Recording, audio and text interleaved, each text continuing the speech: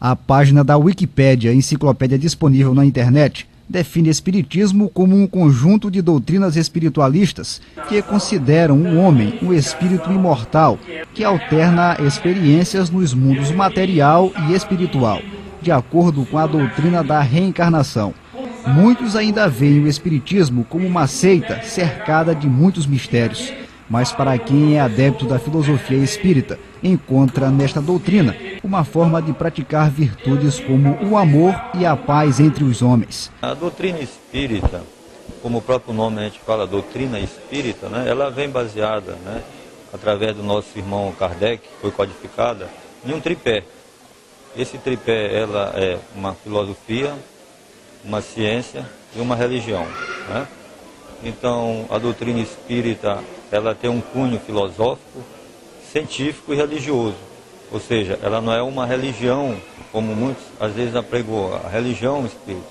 Mas ela tem um cunho da filosofia, da ciência e da religião. Então ela tem um tripé, onde nós podemos filosofar, podemos estudar a parte científica, né, e, consequentemente, a parte religiosa também.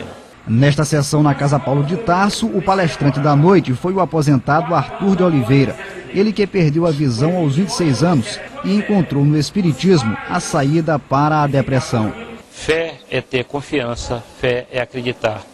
Então, numa situação como a minha, que perdi a visão aos 26 anos, cego há 22 anos atrás, eu hoje, dentro da doutrina espírita, se não fosse esse conhecimento do espiritismo, seria muito difícil para mim ter esse entendimento e principalmente ter a resignação. Então aqui o que eu tentei plantar e o que eu tenho certeza que eu consegui plantar foi um pouco da semente da resignação, do amor de Jesus, do amor de Cristo, mas acima de tudo do entendimento de que Deus, às vezes nós pensamos ter aqui ou acolá alguma coisa que não seja da justiça, mas com certeza absoluta, Deus sabe o que está fazendo e a sua justiça, ela é eterna. A justiça de Deus, ela sempre haverá de fazer com que todos nós passemos pelas nossas necessidades e principalmente pelo merecimento de cada um tem para aqui na Terra, que é um planeta de prova e expiação, vir a passar.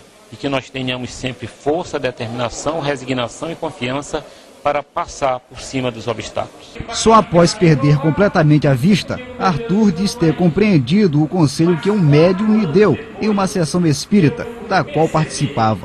Que aquele recado do Ariston era diretamente ligado à grande expiação da perda da visão. E quantas vezes eu pude passar o recado do otimismo, da fé, da confiança em Deus, através da grande resignação que me foi dada por Deus e pelos espíritos de luz, através do conhecimento da doutrina espírita. Durante as palestras, duas palavras foram destacadas: resignação e confiança. Palavras bem conhecidas por Zé Dias, que participou da sessão. O tema dele foi sobre resignação. A palavra resignação, ela é igual a uma frase que tem no Pai Nosso. Seja feita a vossa vontade. O ser humano tem que ter resignação porque é a vontade de Deus. Então a doutrina espírita, ela tem palavras, tem frases que alimentam o corpo como alimenta a alma. Então o ser humano tem que acreditar que ele não morre, que ele irá para outra vida e essa outra vida é uma vida que Deus determinou. Então por isso ele tem que acreditar, ter fé. Fé na doutrina espírita que ela tem, volto a dizer, tem alimento para o corpo e para a alma. A depressão é o mal do século. E com confiança, com resignação e acima de tudo com fé, a pessoa não encontra, não enfrenta e não conhece a depressão. Por quê?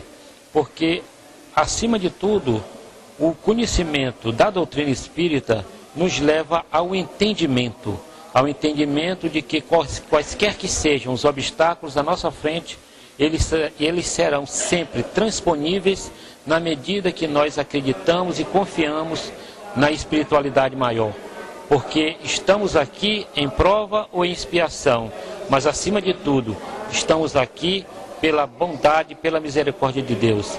Para os espíritas, assim como para outras religiões, a morte não existe em sua plenitude. A matéria retorna à origem e a alma permanece. Para os católicos e evangélicos, a alma vai para o céu ou inferno. Depende das boas ações do homem na terra. Já para os espíritas, ela retorna em um outro corpo, através da reencarnação. Eu acredito que a morte para a comunidade, não só a comunidade espírita, mas como para todas as religiões, não existe, né? A partir do princípio que a gente sabe, em outras religiões, que nós somos espíritos, né, imortais, ou seja, independente da nossa religião, a gente acredita que após o desencarne, como a gente trata a morte na doutrina espírita, nós vamos continuar vivo em espírito, então ela deixa de não existir, independente da religião, né? Ou seja, quando a gente vai para a religião, uma determinada religião, que fala sobre o inferno, o purgatório e o céu, então a gente não morreu, né? Porque a gente deve ir para algum local. Outras religiões que falam sobre o juízo final, também a gente não morreu, porque a gente vai ter que prestar conta do juízo final. E o espiritismo também não morre, a gente vai esse processo reencarnatório, aonde a gente indas e vindas para nos aperfeiçoarmos, progredirmos, para chegarmos até o Pai maior, que é Deus. A base doutrinária do Espiritismo é o Livro dos Espíritos, primeira das chamadas obras básicas escritas por Rival, sob o pseudônimo de Allan Kardec. Neste livro consta o resultado preliminar dos diálogos estabelecidos por ele em diversas reuniões mediúnicas, com o que seriam espíritos desencarnados. A obra é dividida em 1018 tópicos no estilo pergunta-resposta, ordenados didaticamente pelo pedagogo. As questões levantadas em um livro dos Espíritos serviram como base para os demais livros que compõem a codificação espírita.